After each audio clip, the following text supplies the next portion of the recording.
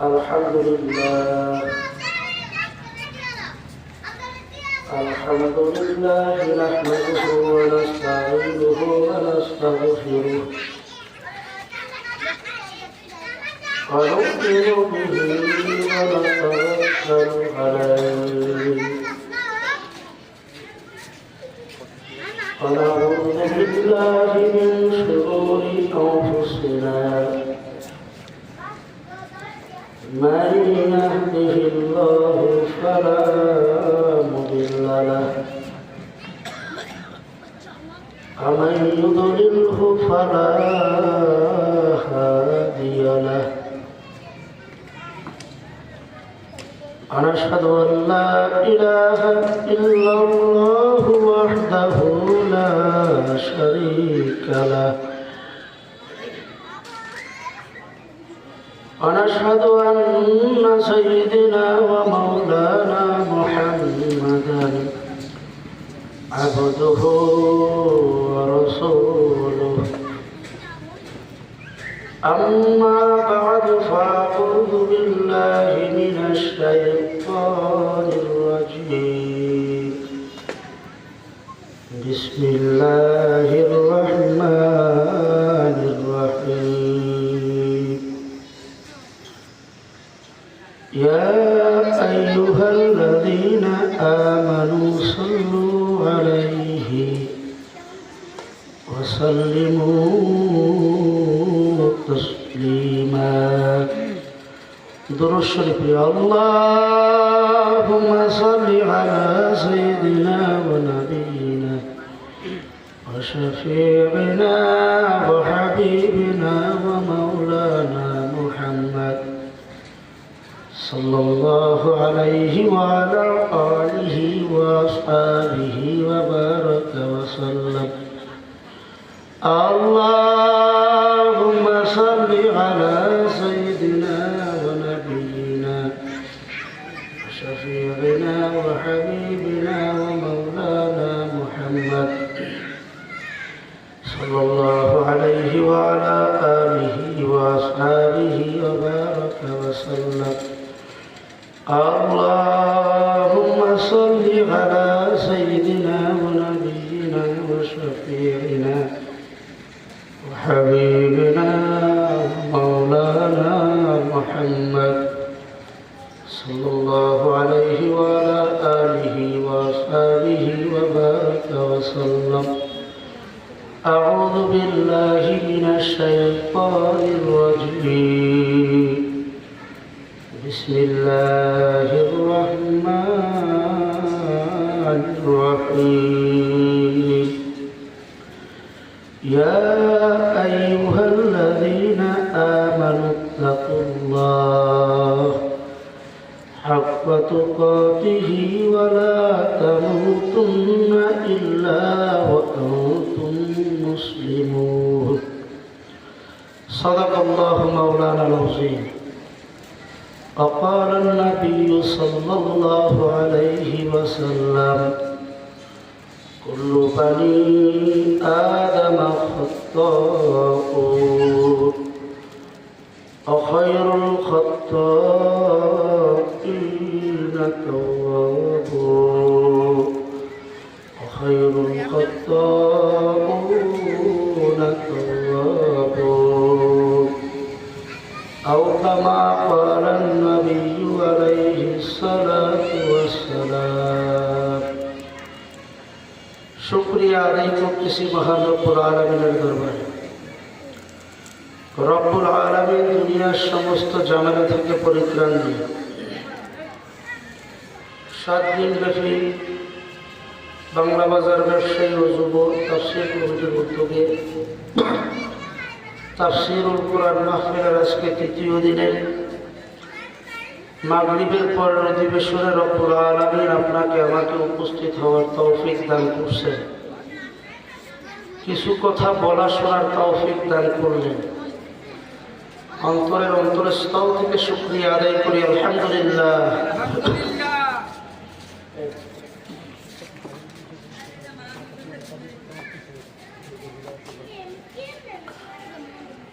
আল্লাহ আল্লাহ রাব্বুল আলামিন আপনাকে আমাকে তৌফিক দিয়েছেন বিধায় আমরা আসছি। বাজারে হাজার হাজার মানুষ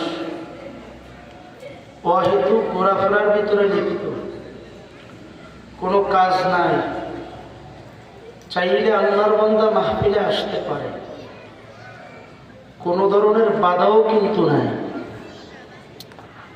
কিন্তু আল্লাহর বান্দা আসতে পারে না। আপনি আমি আসছি,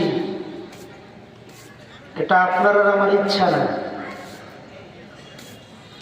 আমি চাইছি বিদায়ী আসতে পারছি, ব্যাপারটা কিন্তু এমন না। বসো। রব্বুল আলামিন আমাদের কল্যাণ কামনা করছেন, আমাদের ভালো চাইছেন বিদায়ী আমরা আসছি। এখানে যারা আসছেন গায়ের জোরে আসতে পারছেন কিনা? কেউ আসতে পারছেন? عن معاوية رضي الله تعالى عنه قال قال رسول الله صلى الله عليه وسلم من يريد الله به خيرا يفقهه في الدين فإنما أنا قاصد الله يؤتي। নবী আমার বলতেছেন, রব্বুল আলামিন যার কল্যাণকামী ভালো চায় সেই শুধুমাত্র ভালো কাজ করার সুযোগ পায়। আপনি আর আমি আসছি, এটা আমার আর আপনার কোনো গায়ের জোরে শক্তি নেই। আল্লাহ চাইছেন বিদায় আসছি। কথা বলে ঠিক না ঠিক? আপনার আর আমার শক্তিতে আসতে পারি নাই। আবার এক শ্রেণীর মানুষ আছে, হুজুর এত মাহফিল, মানুষ হয় না মরে হেঁটে এই আসে না নাই, এই মাইকের আওয়াজ যেই পর্যন্ত যায় এই অসংখ্য মানুষ আছে বলার, এরাও শুনতে আছে। আপনি মাহফিল আইতে পারবেন কি পারবেন না আমি জানি না, তবে আপনি মাহফিলের আওয়াজ যেই পর্যন্ত যায় কানটা একটু খোলা রেখে। এই যারা দূর থেকে বলে যে মাহফিল এত, হুজুর এত, ওয়াজ এত, তাফসীর এত, মানুষ এত না মোটে, এই শ্রেণীর যারা কথাবার্তা বলে, এই হ্যাগোর জন্য আমি সুন্দর একটা উত্তর দেবো। এখন কান্না খোলা রাখেন, আর আল্লাহ যদি আপনাদের তৌফিক দেয় আপনি অটো চলিয়ে আসবেন মাহফিলে, তবে এর জন্য চেষ্টা থাকা লাগে। কারণ চেষ্টা ছাড়া কোনো জিনিসের সফলতা অর্জন হয় না। অনেক বড় টাকার মালিক হবে, বাড়ির পয়সা পয়সা ঘুমাইবে, এটা আদৌ সম্ভব? পরিশ্রম করা লাগবে, পরীক্ষায় ভালো রেজাল্ট করবেন, সারাদিন টোটো কোম্পানির ম্যানেজারই করবেন, আর পরীক্ষার হলে যেয়ে ভালো লাগবেন আর ভালো রেজাল্ট করবেন, এটা কোনোদিন সম্ভব? মান্দার গাছ লাগাইয়া আমের আশা করা যায়? সম্পূর্ণ বোকামি। কাজেই আপনি হেদায়েত পাইতে হইলে হেদায়েত যেখানে পাওয়া যায় সেখানে যাওয়া লাগবে। আগুনের কাছে গেলে আগুন গরম দেবে, ঠান্ডার কাছে গেলে, বরফের কাছে গেলে বরফ ঠান্ডা দেবেই। আপনি চাইলেও দেবে, না চাইলেও দেবে। এই জন্য কোনো এক কবি বলছে, সোহবতে সালেহতরা সালেহুনা, সোহবতে দলেহতরা কলেহুনা, সোহবতে বা এক জবানা উলিয়া,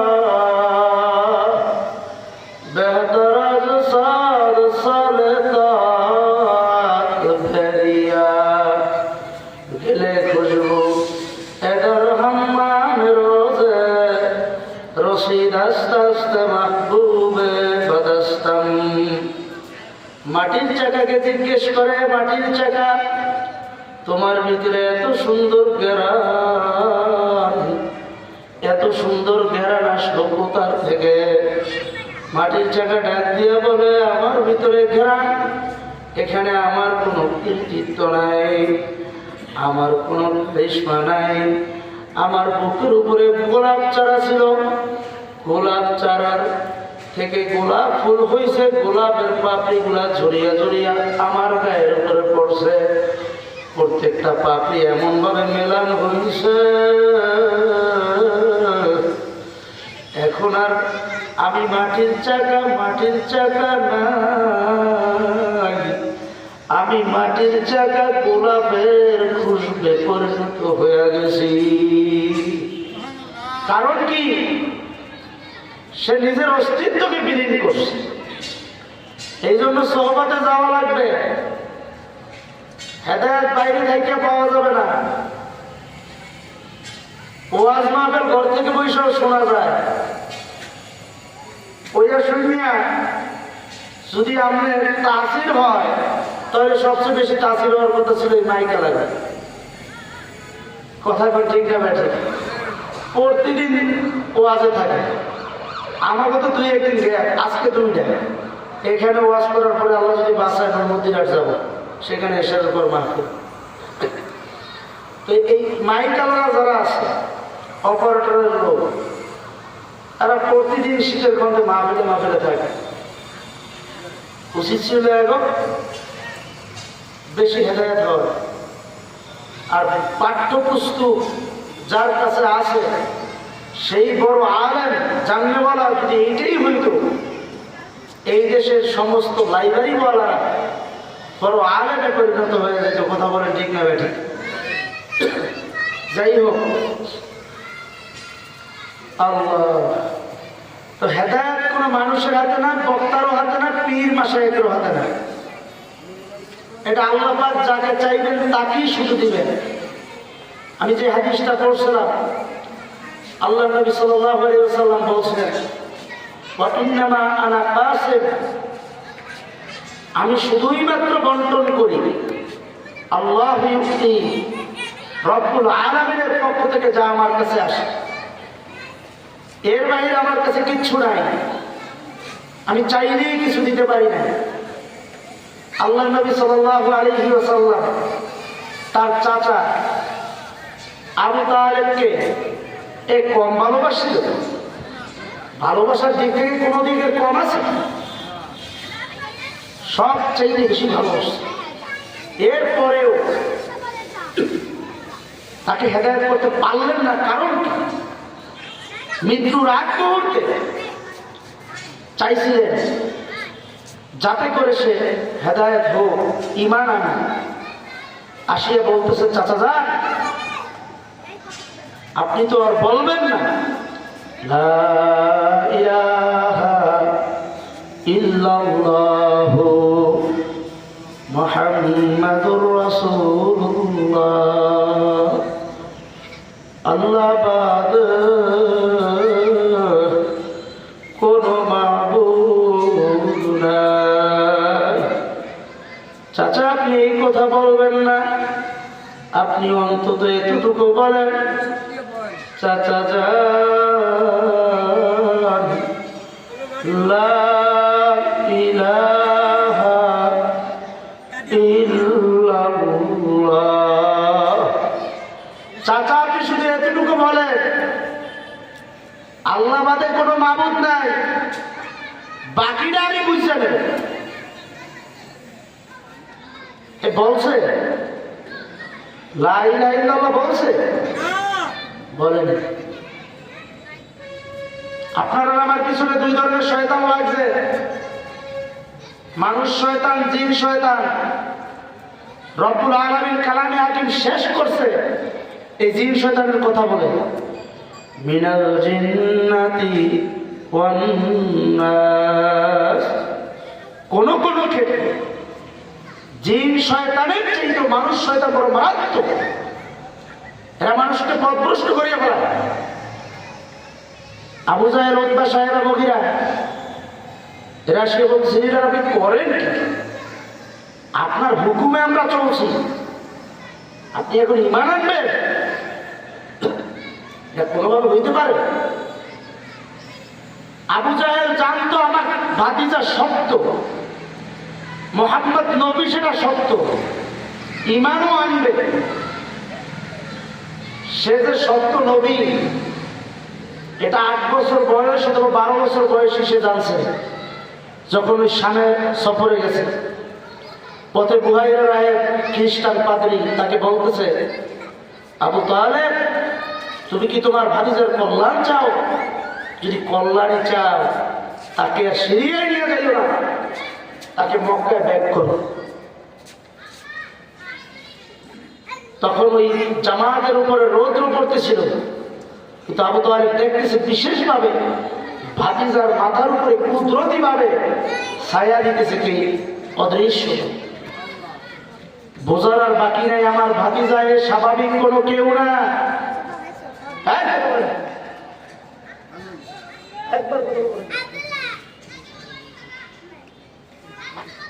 আমার ভাতিজার স্বাভাবিক কেউ না। তখনই বোঝা হয়ে গেছে, কিন্তু এরপরও কালিমা পড়তে পারে না। রব্বুল আলামিন ডাক দিয়ে বলতেছে, নবী গো, ইন্নাকা লা তাহদি মান আহবাবতা ওয়ালাকিন্নাল্লাহা ইয়াহদি মান ইয়াশা।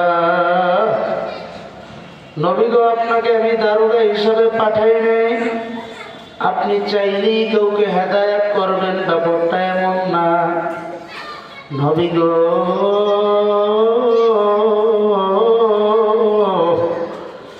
আমি মাওলা যাকে চাবো তার গলায় শুধু হেদায়েতের মালা পরাবো। হেদায়েত সম্পূর্ণ আমার কাছে, এটা আমি যাকে চাবো। ইন্নাকা লা তাহদি মান আহবাবতা ওয়ালাকিন্নাল্লাহা ইয়াহদি মান ইয়াশা। আমি মাওলা যাকে চাবো তার গলায় পরাবো, আপনি চাইলে কাউকে হেদায়েত করবেন, ব্যাপারটা এমন না। অভিবাদন হেদায়েত যেখানে পাওয়া যায় সেখানে কিন্তু আশাও লাগবে। আগুনের কাছে না গেলে আগুনের গরম গায়ে লাগবে না, বরফের কাছে না গেলে বরফের ঠান্ডা গায়ে লাগবে না। ঠিক তদ্রূপ আল্লাহ ওয়ালাদের কাছে না গেলে, উলামা ইকরামদের সোহবতে না গেলে আল্লাহর ওলিয়ার হেদায়েত প্রাপ্ত হওয়া যাবে না। কারণ আপনার সূরা ফাতিহার ভিতরে তাকাইয়া দেখেন, আমার মাওলা সেখানে বলতেছেন, বান্দা বান্দিকে দোয়া শিখাইতেছেন, তোমরা দোয়া করো, গায়রিল মাগদুবি আলাইহিম। আমার মাওলা সূরা ফাতিহার ভিতরে বলতেছেন, আনআমতা আলাইহিম, যারা নিয়ামত প্রাপ্ত হয়ে গেল, আল্লাহ আপনি আমাদেরকে অন্তর্ভুক্ত করেন। অতএব যারা নিয়ামত প্রাপ্ত, যারা ওই পথে আছে, তাদের অন্তর্ভুক্ত হওয়ার জন্য উলামা ইকরামদের সোহবতের বিকল্প নাই। আল্লাহ অন্যত্র বলতেছেন, আকুনু মা'আস সাদিকিন, তোমরা নেককারদের সঙ্গী হয়ে যাও, সত্যবাদীদের সাথী হয়ে যাও। মুফাসসিরিন ইকরাম বলেন, এখানে নেককার দ্বারা উদ্দেশ্য উলামা ইকরাম, খাস আল্লাহর বান্দারা।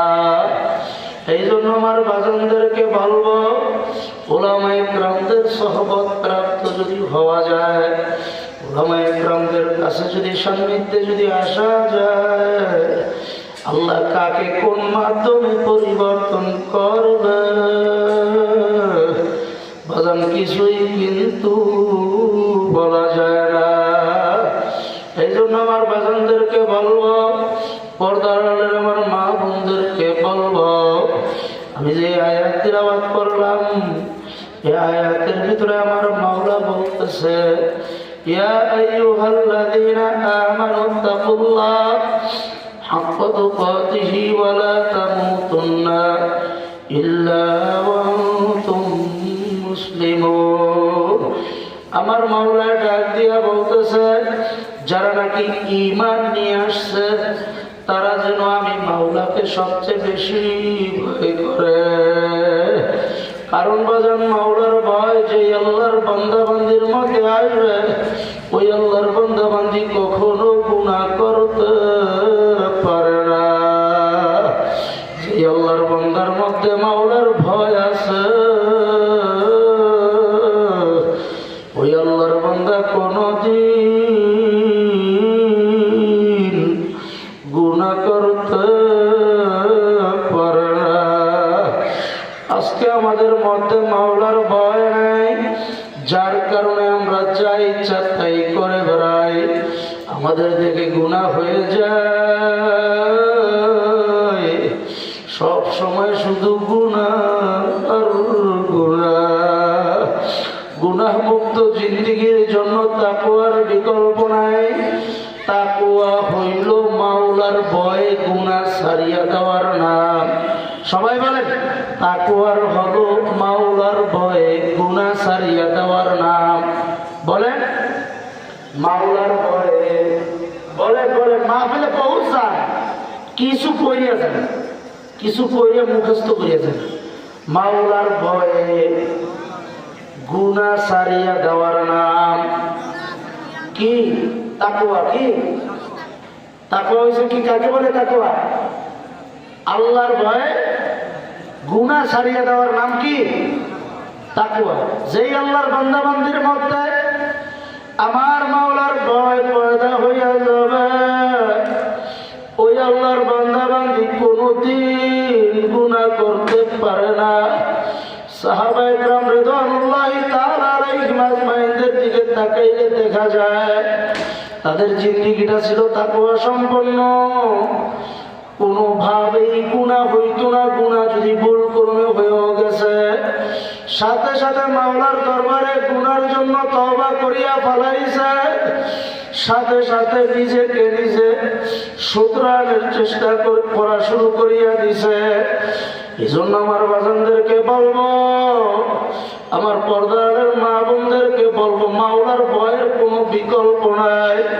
এই আয়াতের শেষ দিকে আমার মাওলায় বলতেছে, ওয়ালা তামুতুন্না ইল্লা ওয়া আনতুম মুসলিমুন। খবরদার, মুসলমান না হইয়া কেউ মইর না।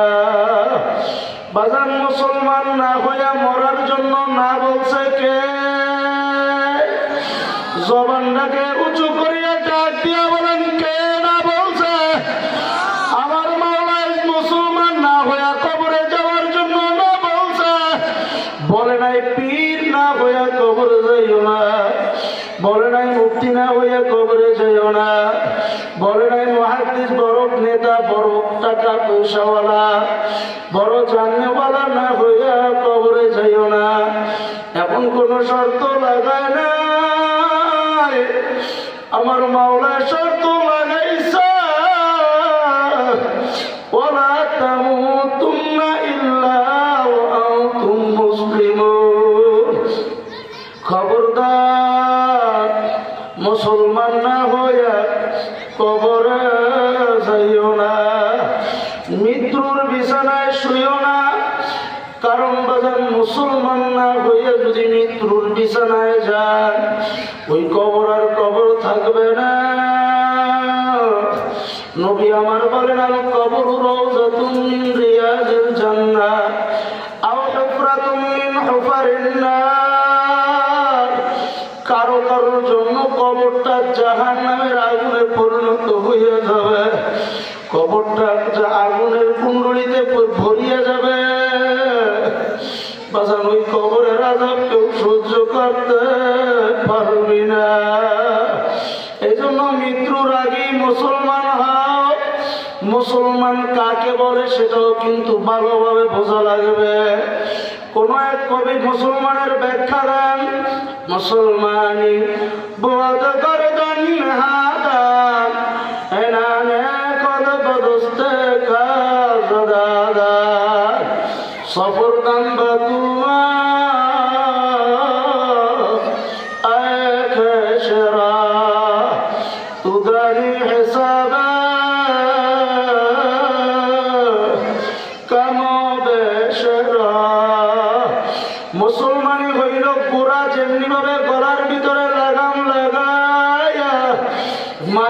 হাতে সুপর্দ করিয়া দেয়। মালিক যখন লাগাম ধরিয়া টান দেয়, গোড়া জায়গায় থামিয়া যায়। আবার যখন লাগাম ঢিল দেয়, গোড়া অমনি চলতে থাকে। ঠিক তদরূপ আপনার আমার গলায় ইমানের রশি লাগায়া, কালিমার রশি লাগায়া আল্লাহ আল্লাহর রসুলের হাতে সুপর্দ করিয়া দেওয়া, এর নাম হইল মুসলমানি। নিজের মন মতো আর জিন্দিগি চলবে না, নিজের মন মতো ব্যক্তি জীবন চলবে না, নিজের মন মতো সামাজিক জীবন চলবে না, নিজের মন মতো রাজনৈতিক জীবন চলবে না, নিজের মন মতো আন্তর্জাতিক জীবন চলবে না, নিজের মন মতো সিরাতে সুরতে আমলে মুআমালাত মুআশারাত কোনো বিষয়ে নিজের মতো চলবে না। ইমানের রশি গলায় লাগায়া, কালিমার রশি গলায় লাগায়া আল্লাহ আল্লাহর রাসূলের হাতে শরীয়তে লাগবে। যদি সারিয়া দেওয়ার মতো দিতে পারো, আল্লাহর হুকুম নবীর তরিকার উপরে যদি নিজেকে সুপর্দ করিয়া দেওয়া যায়, আল্লাহর ফজলে কর্ম কইটা কি বলে মুসলমানি। আর বাজান মুসলমান না হইয়া কবরেও যাওয়া যাবে না, মৃত্যুর বিছানায় শোয়া যাবে না। বাজান রে, এই জন্য অস্তিত্বকে বিলীন করা লাগবে। बिठा दो अपनी हस्ती को अगर कुछ मर्तबा चाहो कि दाना खा के मैं मिलकर गुले गुजर होता है। যদি অস্তিত্বকে বিলানের মতো বিলাইতে পারো, আল্লাহর ফজলে কর্মে আশা করা যায়, সেখান থেকে কিছু ফসল আশা করা যায়। এই জন্য আমার বাজানদেরকে বলবো, নিজেকে একেবারে ভাঙ্গিয়া দেন। বাজান দুনিয়া দেখতে না দেখতে কিন্তু শেষ। এখনো যদি আল্লাহ আল্লাহর রসুলের হাতে সুপর্দ করা না যায়, এখনো যদি নিজেকে আল্লাহ আল্লাহর হাতে ছাড়া না যায়, আর কবে আল্লাহর হুকুম নবীর তরিকায় চলবা? তোমার জন্য আমার কোনো বয়ান নাই। যদি বাজান তুমি গ্যারান্টি আনতে পারো, হুজুর আমি কিয়ামত পর্যন্ত আর মরব না, এমন যদি গ্যারান্টি তোমার কাছে থাকে, আমি বলবো বাজান তোমার জন্য আমার কোনো নসিহত নাই, তোমার জন্য আমার কোনো বয়ান নাই। তুমি তোমার মতো চলো, কিন্তু যদি বাজান মৃত্যু সত্য হয়, তোমার হায়াত যদি শেষ হওয়া এটা নিশ্চিত হয়, এখনই মুসলমান হয়। মুসলমান না হইয়া কেউ মইরো না। এ বাংলা বাজারের ব্যবসায়ী আমার বাজানরা, বাজান কে কোন দলের, কে কোন মতের আমি জানি না। বাজান কে কোন মত, কে কোন দল নিয়ে আসেন, আমার সেটা জানারও দরকার নাই। তবে বাজান মুসলমান হওয়া লাগবে। মুসলমান হইয়া তারপরে আমার মাওলার কবরে যাওয়া লাগবে।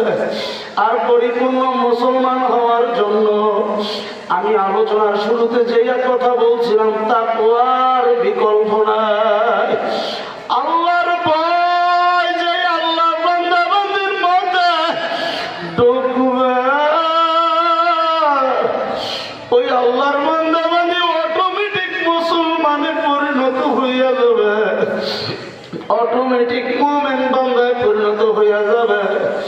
বাজান শুধু তাই না, তারপর এত দাম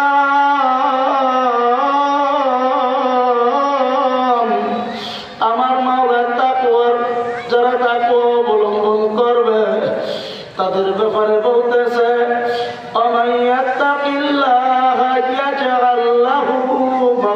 যায় ওয়ারযুকহু মিন হাইসু লা ইয়াহতাসিব আমার মাওলা ডাক দিয়ে বলতেছে যারা খোদা বিধি অর্জন করবে তাদের যে কোনো সংকট আমি মাওলা কুদরতি ভাবে ব্যবস্থা করে দেব শুধু তাই না ওয়ারযুকহু মিন হাইসু লা ইয়াহতাসিব তোর রিজিকের ব্যবস্থা আমি মাওলা করব সব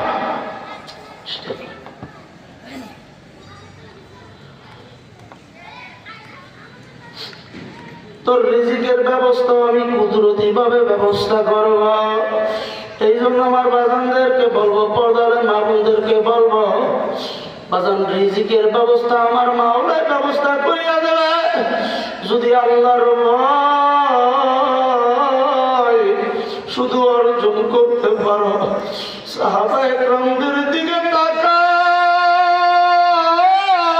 তাকাও তাদের অবস্থা কি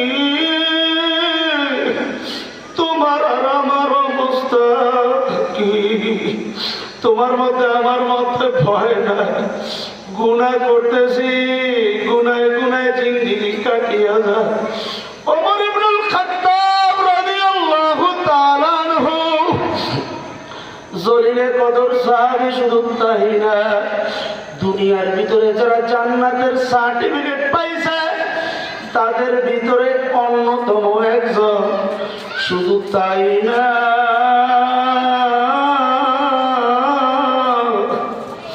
আমার নবী ডাক দিয়া বলেন সাহাবায়ে কেরাম এ দুনিয়ার মানুষ আমার পরে যদি কোনো কেউ নবী হইত আমার ওমর নবী হয়ে যাইত এই জন্য আমার বাজানদেরকে বলবো ওমরের ভিতরে কি যে ভয় ঈদের দিন পর্যন্ত দরজা খেয়ে কান্দে সাহাবায়ে কেরাম খোঁজে আমিরুল মুমিনিন কোথায় খুঁজিয়া দেখে ঘরের ভিতরে দরজা আটকে ফুফে বাচ্চাদের মতো কান্দে ডাক দিয়া বলে আমিরুল মুমিনিন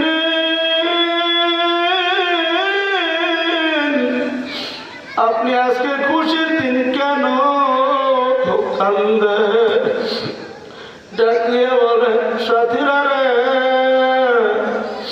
এমন একটা রোজা চলিয়া গেল এই রোজার মধ্যে জানি না আমি ওমরের গুনাহ মাফ হইল কিনা অথচ নবীর মুখ থেকে শুনছি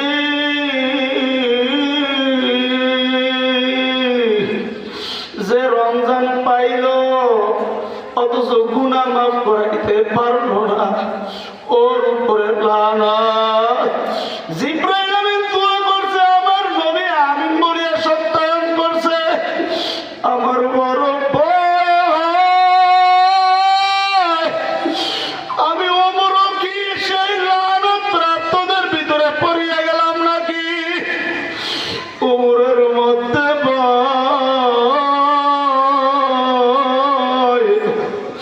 ওমর ইবনুল খাত্তাব জাহান্নামের ভয় কানতে কানতে চোখের নিচে কালো দাগ করে ফলাইছে সাথীরা ডাক দিয়া বলে আমিরুল মুমিনিন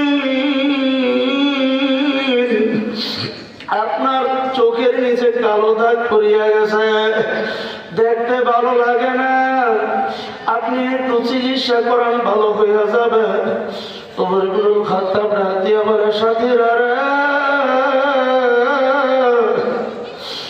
আমি ওমরের এমন কোন আমল নাই যা কিয়ামতের ময়দানে আমার মাওলার কাছে হাজির করব আমি আমার মাওলাকে বলবো মাবুদ গো আমি ওমর হাজির হয়েছি আমার কিচ্ছু নাই আপনার ভয় জাহান্নামের ভয় আমার চোখের নিচে দিয়ে কালো দাগ পড়িয়া গেছে আমি ওমরকে আপনি যদি মাফ না করেন আমি ওমর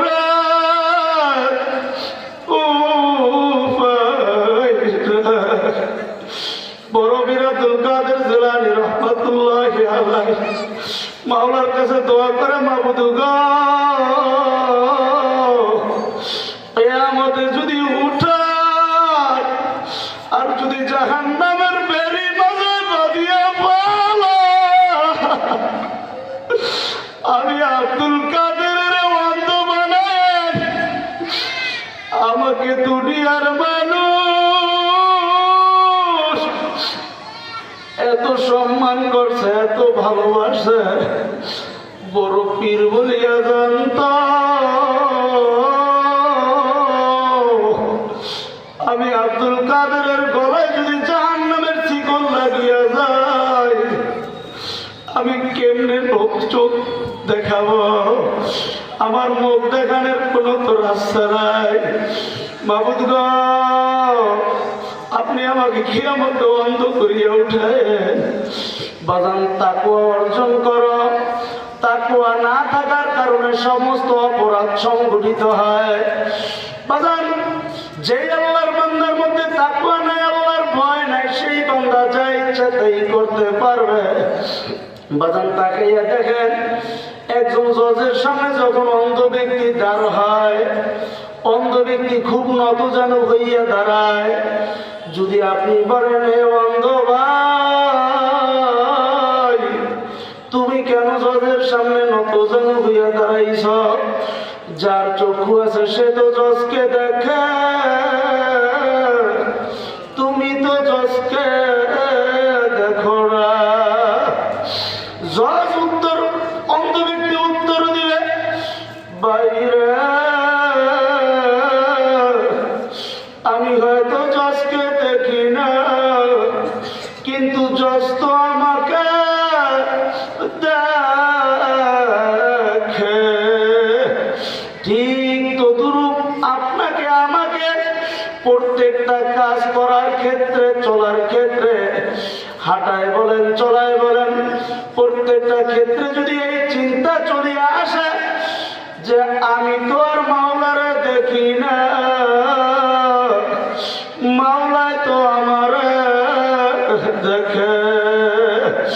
আনতা আবুদাল্লাহ কান্নাকা তারাহু ফাইন লাম তাকুন তারাহু ফাইন্নাহু ইয়ারা। আমি যদিও মাওলারে দেখি না, মাওলায় তো আমার দেখে। এই চিন্তা যদি দিলের ভিতরে চলিয়া আসে, এই অবস্থান যদি ভিতরে পয়দা হয়, ইহসান যদি তৈরি হইয়া যায়, আল্লাহর ফজলে করবে, আর গুনাহ করা যাবে না, আর গুনাহ তোমার থেকে সংগঠিত হবে না। তবে বাজার জিন্দিগি ভর বহু গুনাহ করিয়া ফেলাইছি,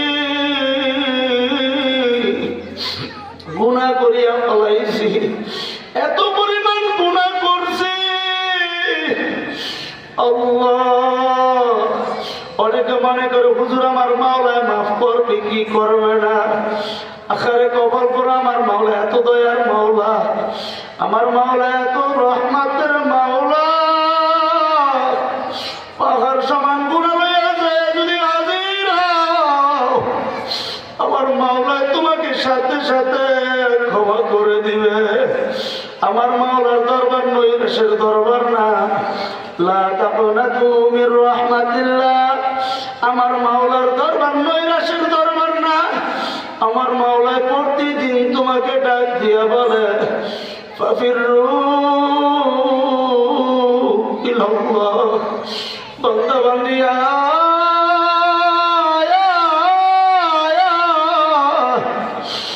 আর কত গাফেল থাকবি? এ বাংলা বাজারের মানুষ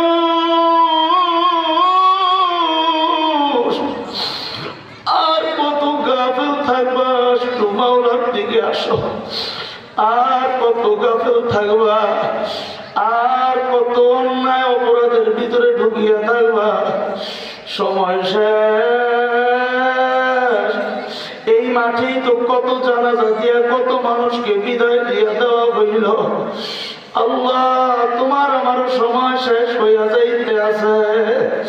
কই তোমার আমার ভিতরে তো পরিবর্তন নাই।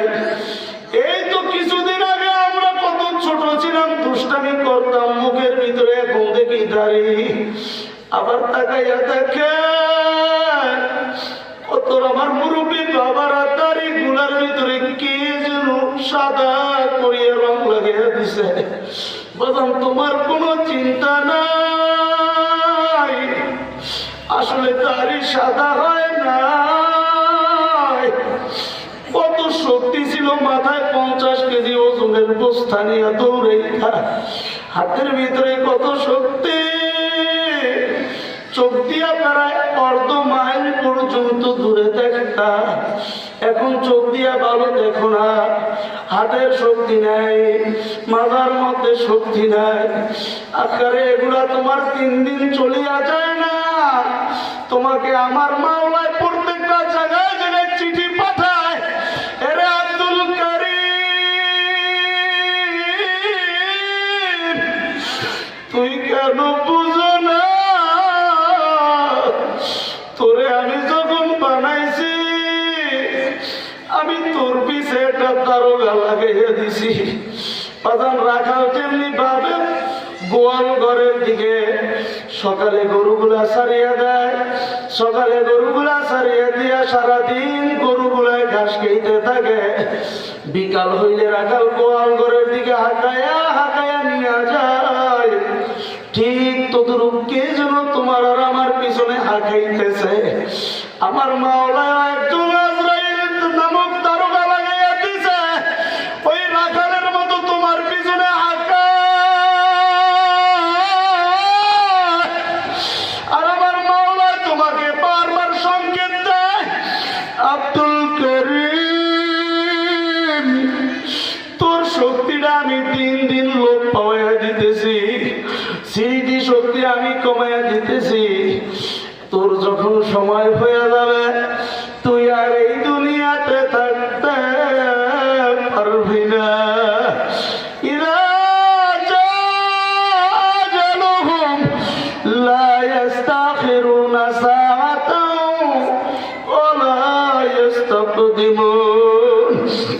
অ্যাক্সিডেন্ট আগেও না, অ্যাক্সিডেন্ট পরেও না, নির্দিষ্ট সময় তোমাকে টান দিবে। এক মুহূর্তের জন্য থাকতে পারবে না। বাজান এমন মাওলা ঢিল দিয়া দিছে, আমার মাওলায় দুনিয়াতে ছাড়িয়ে দিছে। চলতে থাক, স্বাধীনতা দিয়া দিলাম। আমি হিল হুম রুয়াইদা, রশি ঢিল দেওয়ার মতো দিছে। ঘুড়ি বানায়া দেখবেন রাখাল আকাশে ছাড়িয়া দেয়। ঘুড়ি কাটেंगे, घुड़ी बनाकर पाबंदी है आकाश में, इधर उधर करता है मेरा रस्सी हाथ में। ঘুড়িটা আকাশের মধ্যে উঠিয়া কেমন যেন বলে, মালিক আমি তোমার থেকে এখন অনেক উপরে, আমাকে আর নিচে নামাইতে পারবা না।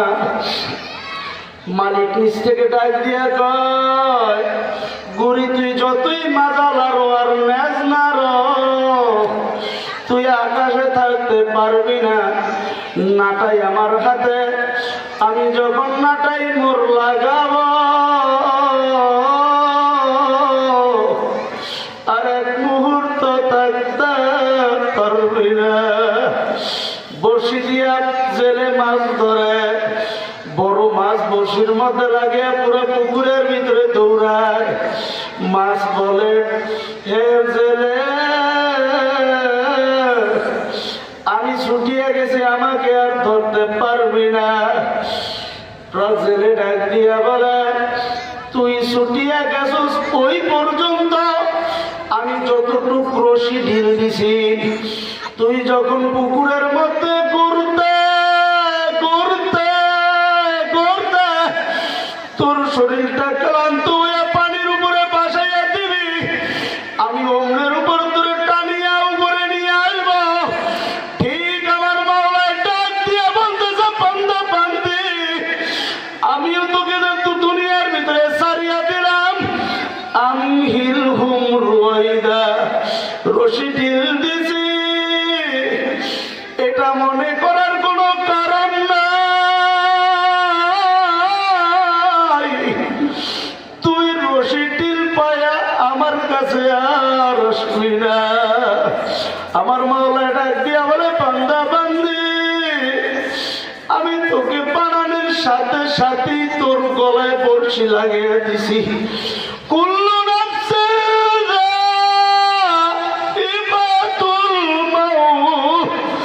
আমার মাওলা ডাক দিয়া বলে, বান্দা বান্দি, তোর গলার মধ্যে আমি মৃত্যু নামক রশি, মৃত্যু নামক বড়শি লাগিয়ে দিছি। তুই চলতে থাক, চলতে থাক। তোর যখন সময় হবে আমি অন্যের উপরে টান দিয়া তোকে নিয়ে আসবো। তুই আর এক মুহূর্ত এই দুনিয়াতে থাকতে পারবি না। এই জন্য আমার বাগানদেরকে বলবো, প্রধানের মা বোনদেরকে বলবো, বাগান কেউ যদি গ্যারান্টি দিতে পারেন হুজুর আমি বাঁচবো কিয়ামত পর্যন্ত, তার জন্য আমার কোনো নসিহত নাই। কিন্তু বাগান যদি এখানে না বাঁচা যায় তাহলে এখন থেকে মৃত্যুর প্রস্তুতি নাও। আল্লাহর ভয় ভিতরে ঢুকাও, তাকওয়া অর্জন করো, তারপরে এখান থেকে বিদায় হও। এজন্য আমার বাজানদেরকে বলবো, এখান থেকে আখিরাত কামাই করিয়া বিদায় হও। আল্লাহর নবী সাল্লাল্লাহু আলাইহি ওয়াসাল্লাম বলেন, আদ-দুনিয়া মাজরাতুল আখিরাহ। এই দুনিয়া হলো আখিরাত কামাই করার জায়গা। এখান থেকে পর্যাপ্ত কামাই করিয়া লও বাজার, দেখতে না দেখতে শেষ হয়ে যাবে। এই তো আপনাদের বাংলা বাজারের মাইক্রো স্ট্যান্ডের আমাদের হেমায়েত ভাই সম্পর্কে আমার চাচা, আল্লাহর বান্দা কয়েক মাস পূর্বে অ্যাক্সিডেন্ট করলো। জলজ্যান্ত একটা মানুষ দেখলাম, এমন অবস্থা মনে হয় যেন অ্যাক্সিডেন্টের পরেও সুস্থ। কিন্তু একদিন পর সংবাদ আসলো আল্লাহর বান্দার দুনিয়াতে বাজার। এরকম সময় কার কখন চলিয়ে আসে কিছুই বলা যায় না। সময় থাকতে তওবা করো,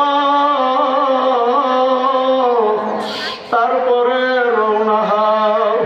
আমি যেই হাদিস শুরুতেই পাঠ করছিলাম, নবী আমার বলেন, কুল্লু বানি আদম খাত্তাউন। বনি আদম বলতে গুনাহ হবে, গুনাহ থাকবে, এটাই স্বাভাবিক। কিন্তু এদের ভিতরে তারাই উত্তম। খায়রুল খাত্তাইনা তাওয়াবুন। যারা গুনাহ করার পরে তওবা করছে। বাজান তওবা মৌখিক ভাবে বলার নাম তওবা না। আত-তাওবাতু আর-রুজআতু আত-তাওবাতু আন-নাদামাতু। তওবা হইল রুজাত করার নাম, ফিরিয়ে আসার নাম। যেই গুনাহটা করতে আসি এই গুনাহ ছাড়িয়া দিয়া ওই গুনাহ থেকে ফিরিয়ে আসার নাম। তওবা হইল রুজাতে করার নাম। যেখানে আমি অন্যায় করতেছি, যেই বিষয়ের উপরে অন্যায় করতেছি, সুদের সাথে সম্পৃক্ত, আর সুদ খাওয়া যাবে না। ঘুষের সাথে সম্পৃক্ত, আর ঘুষ খাওয়া যাবে না। জেনা ব্যভিচারে লিপ্ত, আর জেনা ব্যভিচার করা যাবে না। মৌখিক ভাবে আস্তাগফিরুল্লাহ বলিয়া তওবা করলাম, শেষ না, এইটার নাম তওবা না। তওবা হলো পুরাপুরি ভাবে গুনাহ ছাড়িয়ে দেওয়ার নাম। বস্তুবাদী রাজনীতির সাথে সম্পৃক্ত, ধর্ম নিরপেক্ষতাবাদ, সমাজতন্ত্র, জাতীয়তাবাদ, সেকুলারের সাথে সম্পৃক্ত, তওবা করতে হবে। আর জীবনে সমাজতন্ত্র, ধর্ম নিরপেক্ষতাবাদ, সেকুলারের সাথে আর থাকব না।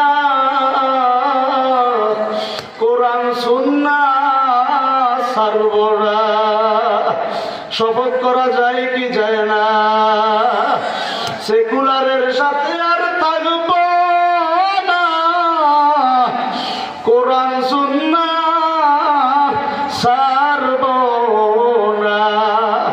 সবাইকে এবার স্লোগান দেওয়া লাগবে, আলেম ওলামা যেখানে,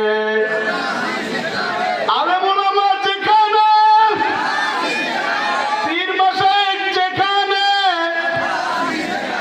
আলহামদুলিল্লাহ, আল্লাহর ফজলে করবে বাংলাদেশে পরিস্থিতি তৈরি হয়ে গেছে বাজার।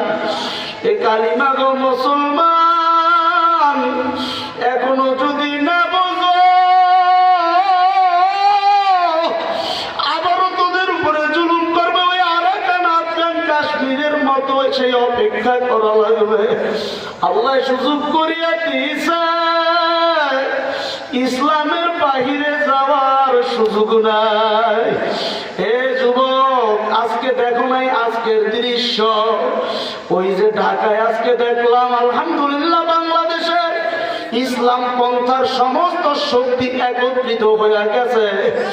আজকে দেখলাম পীর সাহেব চরমনাই, ডক্টর শফিকুর রহমান, শাইখুল হাদিস আল্লামা মামুনুল হক সহ বাংলাদেশের সকল ইসলাম পন্থার শক্তিগুলো এক মঞ্চে।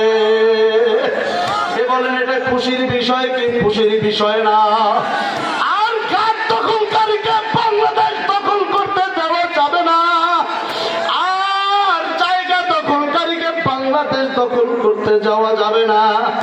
ফেসিবাদের দোসরদেরকে আর বাংলাদেশ দখল করতে দেওয়া যাবে না।